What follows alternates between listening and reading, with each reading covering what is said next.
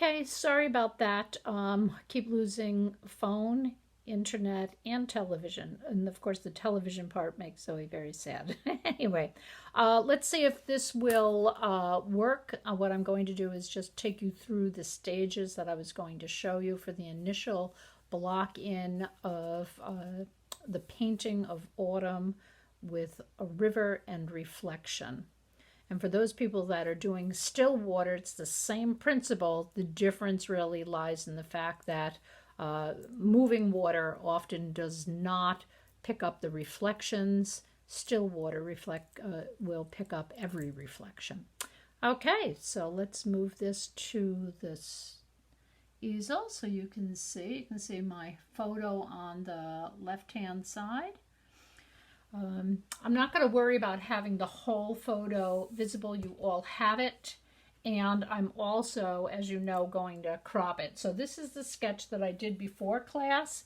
And what I've done is I have condensed, made a much more compact area between the area of land right here. It added a little bit more of a bit of a drama. It created more of a slope here. And, you know, this area here really falling in my rule of thirds where, you know, I'm going to be directing light this way, shadow this way. The color, as I mentioned, of this plant here, and then the pockets of color and things becoming more muted as they move farther away from this area. So I explained the type of color combination I was going to be working with, and you know I'm really going for that split complementary with a focus on pulling in those yellow oranges, yellow greens, so that they are countered by a variety of blues that may wind up going more towards that violet edge. Okay, so anyway, this is done in red new pastel. So I'm just going to get in there and give that a good white pastel matte. First thing I'm going to do is just kind of block in those areas, you know, extreme areas with some of the bright or the vivid colors. So I'm going to just choose, going to kind of exaggerate a little bit here, you know, keeping the shape. And this is a really strong yellow that I can tone down. For some reason with the fall, I kind of think of that, bringing in those vibrant colors and then knocking them down. Let's get a nice little orange in here, an orange that's got a little bit of oomph to it. Let's try this. This one, that one's a little dark, and it feels a little bit too red for me. So let me try this guy. Ooh, look at this. Look at how he's a good neutral. This is going to be my duller, my muted side, and this is going to be my vivid side. That one's definitely too muted. So we're going to keep going here. Look for that. Whatever happened to that orange? I have this beautiful orange I was oh, there it is, that I was painting with. Okay. Yeah, and you can see the difference, you know, light, he's a little bit darker, not as dark as that. So we're going to put that there. That's a nice, brilliant one. Okay, we'll put some of that around here. Get it in here. This could almost be taking on a reddish feel, and I can certainly add red if I want to. I'm just going to have a little bit of this peeking in here, and this guy down here, he's got a lot. So these are just the block-in colors. A little bit more muted there, so I'm going to pick up that muted one, and I'm just going to stick a little bit of this muted right in here to remind me that I've got those orangey areas that I'd like to. So now I'm getting that nice contrast between the two. And anytime you put muted next to something that is vivid, you really kick that up a notch. Okay, we'll go in here, do a little bit there. Okay, now some of these colors are going to be in the reflection. The water is fairly still got a little bit of a pool, a little bit of a puddle that's happening here, and I'm going to exaggerate that puddle. And this yellow here, we go where the horizon, which is this right here, I'm looking straight out. This, I'm seeing a little bit of the top up here. So I'm going to have a little bit of this yellow, which is a little too strong, but I'm just going to put a little of it right about there, because I can knock that out later if I need to. I'm going to come in with some of those neutrals. I'm going to start with some neutrals that are a little bit on the medium to dark end. I'm going to take care of the back. So this here, okay, wow, this is a little too dark. Look at that. I don't want to use him yet. Don't forget that photograph is going to be far darker than the, oh, there, that's better. Okay, we can see the chroma in there, but that is definitely dull. Oh, geez, I've been doing all this. I need to move that. Hopefully there. Okay, first time I've actually used the iPad for this, so maybe this will wind up being something I like doing better. Dull, vivid. Okay, you can see the difference between those two. So this is really a nice dull violet. So this dull violet's going to work really well in this background area. So I'm just going to drag it down. Remember, blocking in. You don't have to worry about everything being, you know, perfect. We've got this nice little shape that's happening there. I'm seeing a little bit more in here too. I think I might, even though I've got that color there, I'm just going to drag a little bit along here. I've got different greens that are happening in here. I can add those greens afterwards because I'm going to want them to be incidental. I'm going to come up and just really fill this in with those violets. And I'm seeing that I didn't put in, this guy looks, value-wise, he might be a little darker. I'm squinting my eyes and looking. He looks like he might be a little darker. So we're going to put this yellow-green in a few spots too. I can drag that right over that. We're going to be wetting this, which would have worked out far better for the live demo, because my plan is while my wet underpainting was drying, I was going to come around and check on you guys and see what you were doing. I get this. Might want to knock him down later, but we're gonna see. This is that little ledge that's right here, the edge of the road. I reduced a little bit of the, okay, let's see. I reduced a little bit of the, well, this is good, neutral color here, of the gravel at one point. Just going to put that there as my key. That's my little marker for where the road is going there. It comes out at the other end. Going to get some of these cooler colors in here for the rocks. I'm going to put this in solid like that. And then I'm going to come in with, remember we had that on our key that we could use blues. So I've got this nice bluish green, and this is going to just come in. I'm going to put a couple that's dark to really create a little bit more of a sense of shadow in the front, in this foreground area. So I'm going to get this a little crisp and dark here. I'll have a little bit of the light showing through. Same thing over here. I'm going to come in, shape of those rocks. These rocks right here are really in the shade. And this is what I like. Look at this. This comes down and it comes across. Now I start coming in with some other colors. And remember that red, that yellow orange was my key. He's slightly duller, but he is darker. He's probably a little bit more down here compared to that. And we're going to get a little bit of that color right in here. Anytime I do these that have the vivid colors, I'm always thinking of vivid, but then I need it to be cool and a little tamer in other spots. Let's try this for where some of this gravel is. Gravel's taking on a fairly light value, so I'm just going to block that. Ooh, that's really a very blue. Okay, didn't expect that. Didn't look quite as blue over there. Look at how gray, greeny gray it looks here. Next to these oranges, it's pulling out the blue, which totally makes sense. Okay, I got a little bit of light coming here. I've got light coming across here, light coming across here. And this is where I start thinking of my shadows that I'm seeing. So let's test that. Okay, this guy's slightly darker.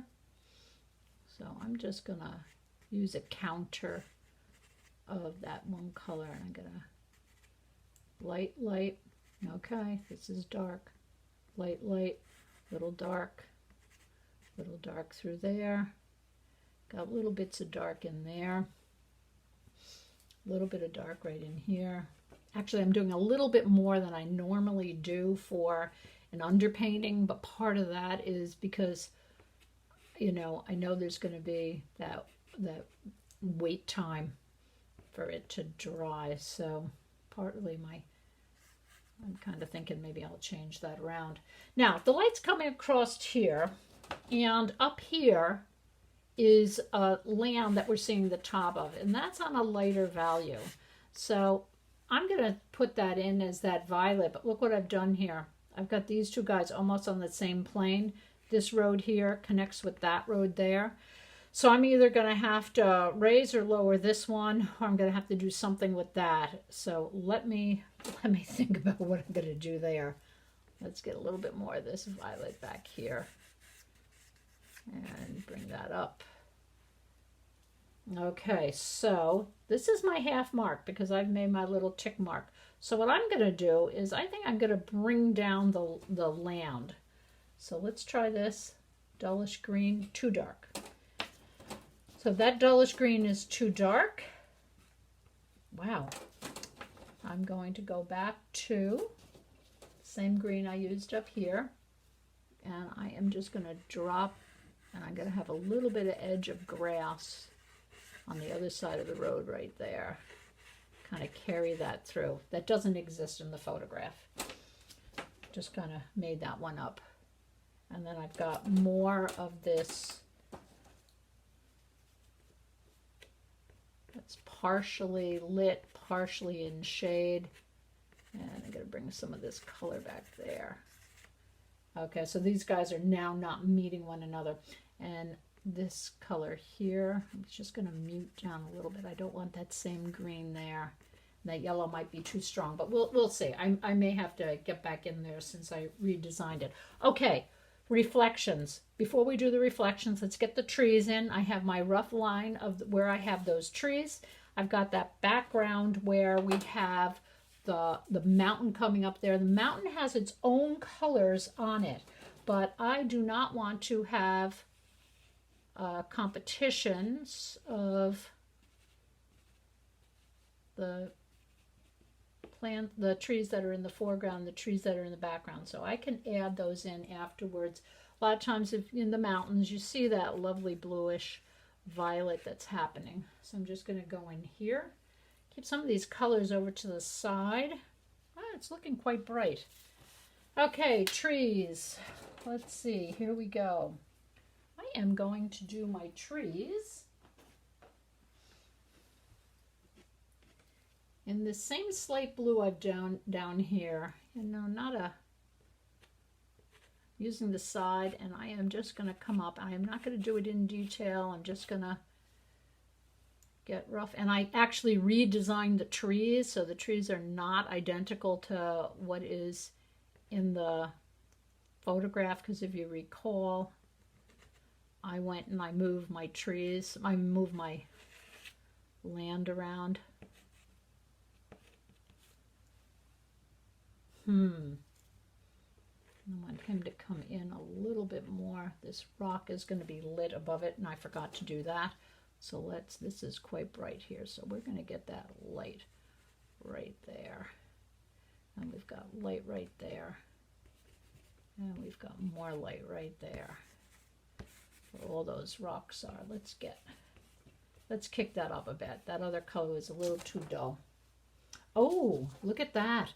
Light's falling through here, so I can tone that down later. So I'm going to put that in there. Okay, I had another tree that was in here. I'm not really sure I'm going to add that one in right now. And then I had this little cluster of trees right here. So I'm just going to just do a little. Those two guys might do all right, and what we'll do is we'll put like a little one that's maybe farther off in the background, give it a little bit of an angle. And then we've got some of these guys. And I'll put some of that in here. Okay.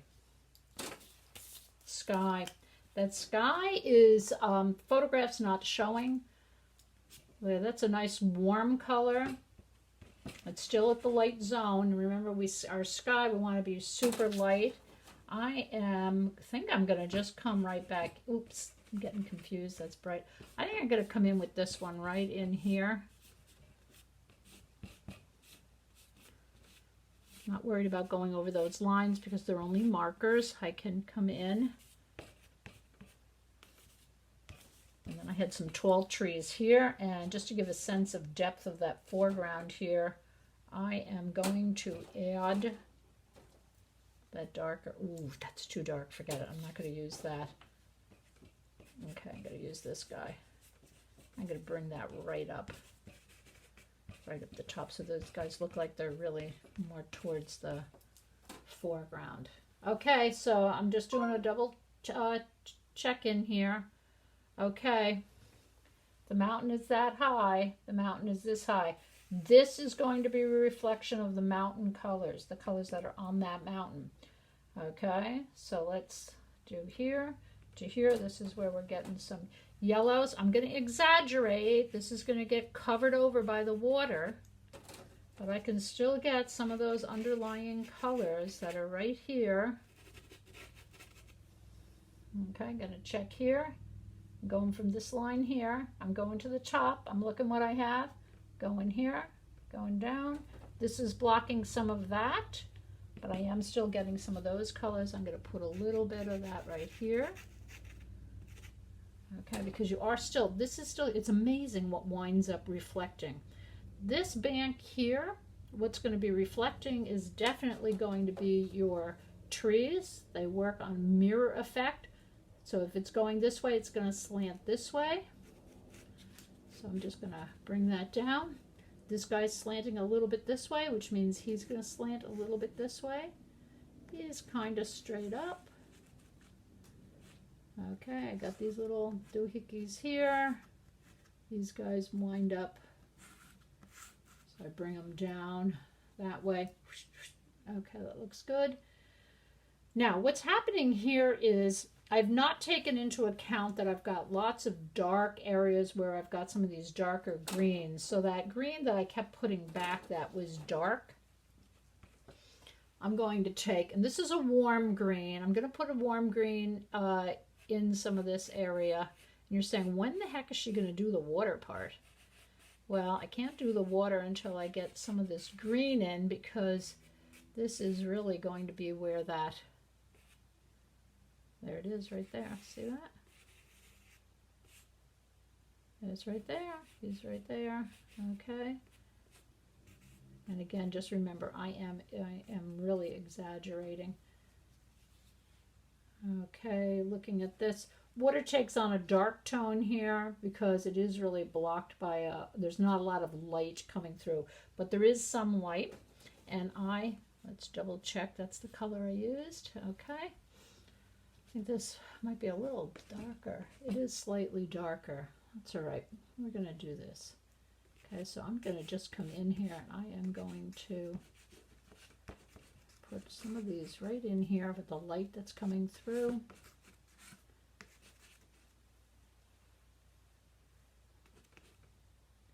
I'm going to bring this in here. Okay, and over here, a lot of this is not necessarily going to remain all this blue, but I'm sticking it in because I want that sky color to be showing through. While I'm at it, see a couple of areas here where I've got some really a lot of light hitting, and there's this rocky area right here, so I'm just going to put a few in here. Okay, value-wise, I'm squinting my eyes. I'm looking at the values. I'm seeing a light and a dark patch through here. Exaggerate in here. Exaggerate the tops here. Exaggerate the lights. Okay. Coming across a little bit of a sandbar. Well, gravel, really. Okay. All this vegetation that's on the leaves is going to wind up down here as the overpainting. So what I'm going to do now is I am just going to give this a squirt, but before I do that, I'm going to take a photograph so that I have it. I can put in a... okay.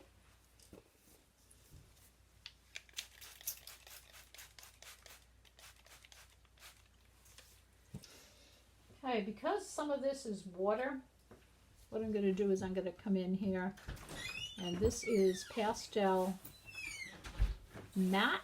Pastel Matte does not like being touched when it is really wet, so I have to kind of do this. That's why the spritz for this demo worked out better, because I can re-spritz it. Okay, downward strokes for the reflections. See what's happened? Okay, and when I'm doing these areas, I can just kind of use this. Okay, and that's going to take on some of that leafy look. Whenever you wet it, what'll happen is you wind up making the colors a little bit darker. And see all that area that I had muted. Okay, I'm going to switch. Nope, I guess I'm not going to switch. I have my nice little small brush here. Oh, there it is in my other pocket. Okay, going to get in here. Okay, think of the direction it's growing. So I am going to really fill in. See, this is it. When you use the white paper, you can come in and... Now I'm keeping an eye on the fact I've already done that area, so I am not going to... Ooh, this is... Oh, look at that color. Look at that color come up. See, and I can fill in the white paper. You're not going to have to do an awful lot back there. That's just going to wind up being the painting. This wound up taking on a little bit more of a reddish look than I had planned on, but that's okay. That's okay. You know, it's like one of those banks with a whole little leaves on it. This area here became a little nondescript, so by using the brush, okay, I can lift this up a little bit. These rocks here, same thing, and I can just come through. Don't want to be messing around too much. Oh, let me do this over here. Same thing. Now the rocks are variegated colors, so at this point I'm not thinking of rocks, rocks, rocks. What I'm doing is I am just shading that in, and when I add my textures over the top, I'm going to be able, it's coming around the corner, look at that, I don't have anything in there. I'll just spread this color here. I'm going to take and spread, see this in here? I'm going to take and spread that around.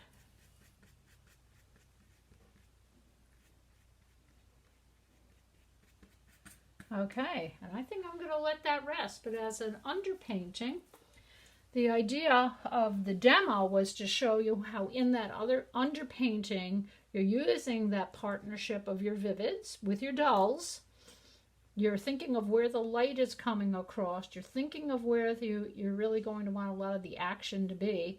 So I've kind of orchestrated a little bit here. This here is going to have to be toned down a bit because I really want the eye to shift over here. That underneath will work out fine. I just need to bear in mind what I'm doing. And the shadows in here, as I start adding the leafy or leafless trees or whatever I wind up doing up here, it is going to affect down here. Downward stroke for your reflection. I'm going to do crossway strokes when I add colors on top also. And then I'll do the same in here, vary my strokes. This is going to take several minutes to dry. So I am going to flip this off and I will come back for the next video.